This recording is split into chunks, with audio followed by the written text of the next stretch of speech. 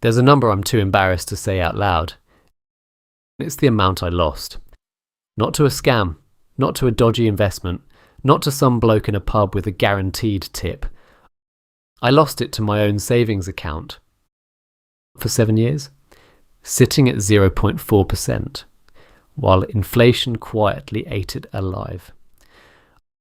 I worked out the figure last summer. I had to sit down for a minute. And here's the thing that did my head in. I wasn't being lazy. I wasn't being stupid. I read books. I had a degree. I could explain the offside rule. But sitting in a current account I'd opened when I was 19 was money that should have been working harder for half a decade. And you know, the worst part? I'm not the exception. You're probably doing some version of this right now. A cash ISAR from 2019 paying you nothing. A workplace pension you've never once logged into. A direct debit for an app you cancelled 2 phones ago. Look at the numbers. Last September, Shepherd's Friendly tested 2,000 UK adults on basic personal finance. 77% failed. The FCA reckons 24% of British adults have no confidence managing their own money. And the Resolution Foundation has the killer line. 1 in 3 working age families in this country has less than £1,000 saved. So I did what any reasonable person does after a financial gut punch. I went mental. The Intelligent Investor on my bedside table, Money Box on every morning run, the FT Weekend on Saturdays, Money Saving Expert newsletters arriving at 6 a.m, Pension Geeks queued on my podcast app. I built spreadsheets at 2 in the morning. I rang HMRC twice in 1 week and somehow felt grateful by the end of it. And here's what I noticed. Every book said the same 5 things. Every podcast circled the same handful of ideas. The so-called experts weren't holding a secret. They were holding plain language. The people who get quietly wealthy in this country aren't smarter than you. They've just been told the rules in English. Take the ISAR. £20,000 allowance for the 2026-2027 tax year.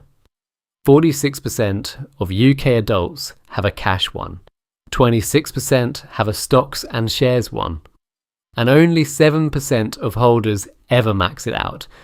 But ask the average bloke at work to explain the difference between a cash ISAR and a lifetime ISAR.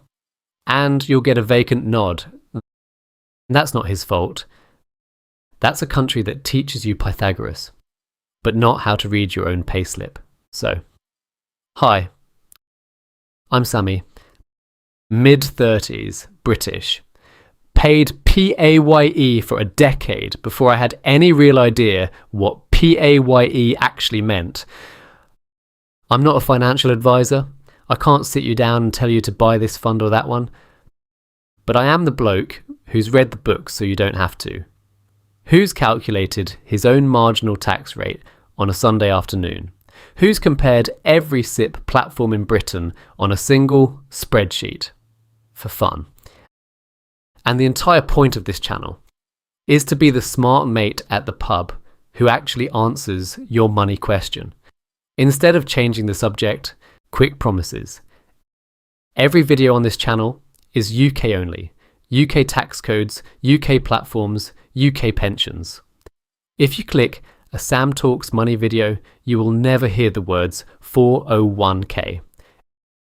Every figure is sourced HMRC, ONS, House of Commons Library. If I can't verify it, I won't say it. And every video assumes you're an adult on a real British salary. Not a millionaire, not a day trader. 25 grand to 60 grand a year mostly. Maybe a touch more if you're stuck in the 60k tax trap or trying to work out the tapered annual allowance.